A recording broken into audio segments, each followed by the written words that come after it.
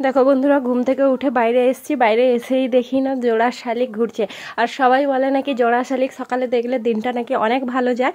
তাই আমি একটু ভিডিও ক্যাপচার করলাম। আর অনেক দিন ভিডিও করা হয়নি, তো ভাবলাম একটু বন্ধুদের সঙ্গে শেয়ার করি। কেন ভিডিও দেইনি, কী ব্যাপার বৃত্তান্ত, এই নিয়ে একদিন আমি তোমাদের ভিডিও করব এবং জানাবো, যেহেতু তোমরা আমার পরিবার, সেই কারণে। দেখো আমি একটু বাইরে এসেছি, আর আমার মুখ চোখ দেখে বুঝতেই পারছো আমি যতটাও ভালো ছিলাম ততটাও ভালো নেই। আর জোড়া শালিক দেখে মনটা একটু ভালো হয়ে গেল, ভাবলাম দিনটা ভালো যাবে। মর্নিং বন্ধুরা, সবাই কেমন আছো? আশা করি সবাই ভালো আছে আর সুস্থ আছো। কালকে তো ভিডিওটা শেষ করতে পারিনি, দেখেছো। তো আজকে বৃহস্পতিবার সকাল থেকে ভিডিওটা শুরু করলাম। আর আজকে বৃহস্পতিবার মানে অঘ্রাণ মাসের প্রথম বৃহস্পতিবার। বাড়িতে অনেক কাজ থেকে কালকে অলরেডি অনেক কাজ শেষ করে রেখেছিলাম। সকাল থেকেও সব কাজ আমার কমপ্লিট। এখন 6টা বাজে। তো এখন যাব মাঠে ধান শীষ আনতে। তার কারণ ধান শীষ দিয়ে লক্ষ্মী ঠাকুরের আয়না চিরুনি বানাতে হয়। তো আমি সেটা বানাবো। স্নান করার আগে মাঠে যাব, কারণ স্নান করার পর মাঠে গেলে মাঠে তো ভালো জায়গা নয়, ওই কারণে। তো চলো ধান শীষটা নিয়ে আসি আর তোমাদের সঙ্গে দেখা করে আসি। বনে মাঠকে তো চলে আসছি। এই যে 2-4টা ধান শীষ তুলেও লিছি। পুরা ধান শীষ তুলবো। এটা কাকু করে তলা জমিন, আর প্রচুর শিশির, জানিনি যোগটোগ আছে নাকি। তো চলো তুলিলেই। আর মাইক বাজেটে প্রচণ্ড হরে কৃষ্ণ নাম হাঁটে। তো চলো তাড়াতাড়ি করে তুলে নিই, আর তারপরে তোমাদের সঙ্গে কথা বলছি। তুলে কারণে এক হাতে তো তোলা যাবে না, সেই কারণে। দেখো ধান শীষগুলো তুলতে লেগে গেছি। আর কি সুন্দর ধানের উপরে রোদ পড়েছে, দেখতে ভালোও লাগছে। কিন্তু এত যোগ আর শিশির, পুরোটা ভিজে গেছি। আর ধানগুলো অলরেডি পেকে গেছে। এবছর ধানগুলো না খুব তাড়াতাড়ি পেকে গেছে, যেই কারণে আমার খুব অসুবিধা হচ্ছে ধানের শীষগুলো তুলতে, কারণ ফেটে যাচ্ছে। আর ধান গাছগুলো একটু নরম বা কাঁচা থাকলে তুলতে শীষগুলো ভালো হয়, বা ঠাকুরের যে ওই আয়না চিরুনি বানানো হয় তাতেও খুব সুবিধা হয়। কিন্তু কি করব, যাই আছে তাই নিয়ে মানিয়ে নিতে হবে। সব সময় তো আর নিজেদের মতো করে সব কিছু পাওয়া যায় না, সেই কারণে আমি ওই কারণে ভালো করে ধান শীষগুলো তুলে নিচ্ছি। আর চারিদিকটায় দেখো কিভাবে শিশিরে, আমি দেখছি যোগ আসছে নাকি। তার কারণ যোগের যদি একবার পায়ে বসে, আর যা শিশির, পুরো কাপড় ভিজে গেছে নিচটা। ওই জন্য ভাগ্যিস আমি স্নান করার আগে এসেছি।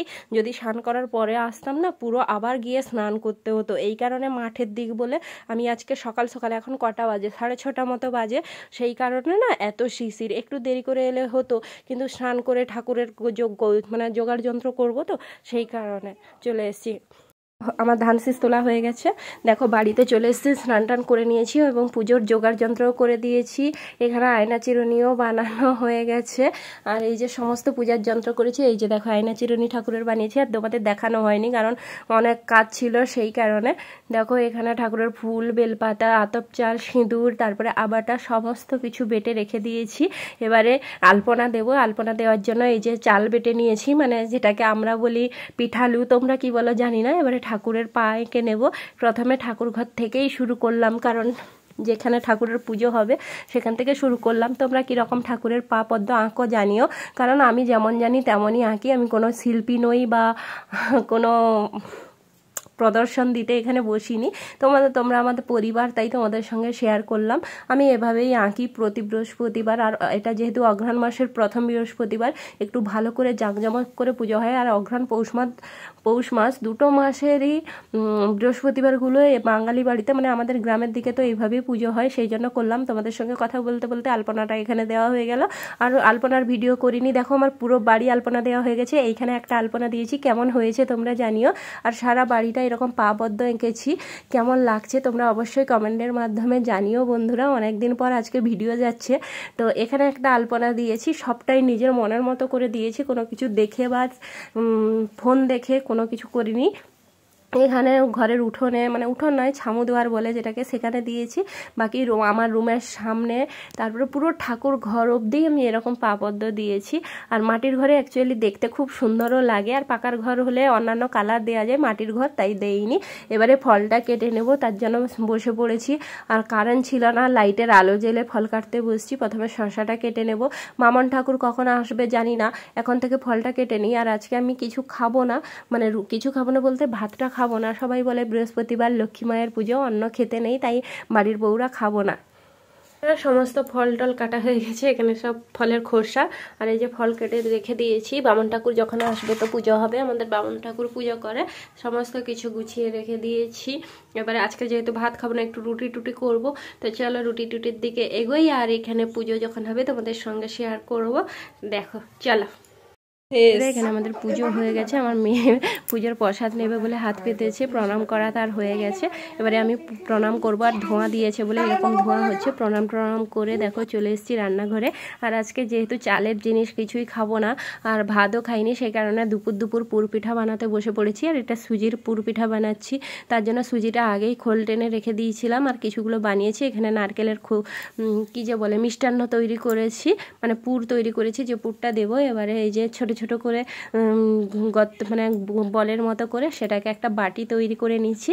এবারে এর মধ্যে পুর দিয়ে ভরে নেব, কারণ এদিকে খাওয়া নেই। আর সন্ধ্যার সময় করলে কি হয় বলো তো, মেয়েও সেরকম খায় না। তারপরে তোমাদের দাদাভাই যেহেতু এখন আর দোকান নেই, আমাদের অন্য জায়গায় কাজ করে এসে খেতে পারে না রাতে, সেই কারণে এখন দুপুর বানালে ফোন করলে যদি বিকালে এসে খায়, সেই কারণে। আর একটা জিনিস হবে বাড়িতে, আমি খাবো, মা খাবে, মেয়ে খাবে, তোমাদের দাদাভাই খাবে না, সেটা খারাপ দেখায়। সে আমার ক্ষেত্রে হোক, অন্যান্য কারুর ক্ষেত্রেই হোক, আমার জন্য কেউ রাখুক না রাখুক, আমি তো এটাই ভাবি। সেই কারণে আমি পুর পিঠা বানাচ্ছি। দেখো আমার দেওয়া হয়ে গেছে পুরটা, এবারে মুড়ে দেবো ভালো করে। এবারে দেখো এই যে ছানা জামটা নিয়েছি, এবারে এটাই হালকা করে তেল ব্রাশ করে দিয়েছি হাত দিয়ে, তার মধ্যে পিঠাগুলো দিয়ে দেবো, তারপরে ভাপে বসিয়ে দেবো। আর এটা ভাপা পিঠা অনেকে বলে, আমরা এটাকে পুর পিঠা বলি, অনেকে এটাকে ভাপা পিঠাও বলে। আবার এরকম পুর পিঠা সিদ্ধ করে অনেকে দুধেও সিদ্ধ করে, যে যেমনটা খেতে ভালোবাসে। আমার দুধের সেদ্ধ পিঠা সত্যিই খেতে ভালো লাগে না, মানে যেগুলোকে দুধ পুলি বলা হয়, আমার এরকমই ভালো লাগে। দেখো আমার সাজানো হয়ে গেছে, এবারে হাঁড়িতে বসে দেবো। হাঁড়ির জল টকবক করে ফুটছে, সেই কারণে বসিয়ে দিয়ে এবারে থালা চাপিয়ে দেবো। 10 থেকে 15 মিনিটের মধ্যে হয়ে যাবে। দেখো আমার 10 থেকে 15 মিনিট হয়ে গেছে, আমি চলে এসেছি রান্নাঘরে। এই দেখো পিঠাগুলো কি সুন্দর সিদ্ধ হয়ে গেছে, কালারটা চেঞ্জ হয়েছে, আশা করি দেখে তোমরা বুঝতে পারছো। এই দেখো, আর সুজির পুরপিঠা চালের পুরপিঠার থেকে খেতেও অসাধারণ হয়, আর খুব নরম তুলতুলে হয়। মানে আমি নিজে দুটো করেছি, খেয়েছি, তোমরা কখনো বাড়িতে করে খেও। যারা চালের পুরপিঠাটাকে বেশি প্রাধান্য দাও তাদের বলছি, তোমরা একবার সুজির পুরপিঠা বানিয়ে খেও, অসম্ভব মানে অসাধারণ লাগে। এই দেখো পিঠাগুলো কি সুন্দর হয়ে গেছে, একটু মেলিয়ে রাখলে ঠান্ডা হয়ে গেলে ব্যাস আর কোনো সমস্যা নেই, তুমি 2 দিন রেখেও খেতে পারবে, কি সুন্দর। এই যে আর হাতে ভেঙে দিলাম, দেখো পুরটা কত সুন্দর। আর এটা আমি চিনি দিয়ে বানিয়েছি, তোমরা গুড় দিয়েও বানাতে পারো, মানে খেজুর গুড়ের দিয়েও বানানো যায়। এখানে হয়ে গেছে, দেখতে পাচ্ছ পিঠা বানানো হয়ে গেছে। ওই থেকে দেখো একটা নামিয়ে দিয়েছি, আর এইখানে দেখো আগে নামিয়েছি। একটা পিঠা খেয়ে দেখি কেমন লাগছে, সুন্দর লাগছে, তোমরাও বানিয়ে খেও। আর আজকের ভিডিওটা এই পর্যন্ত, কেমন লাগলো জানিও, যদি ভালো লেগে থাকে লাইক কমেন্ট শেয়ার করো। টাটা।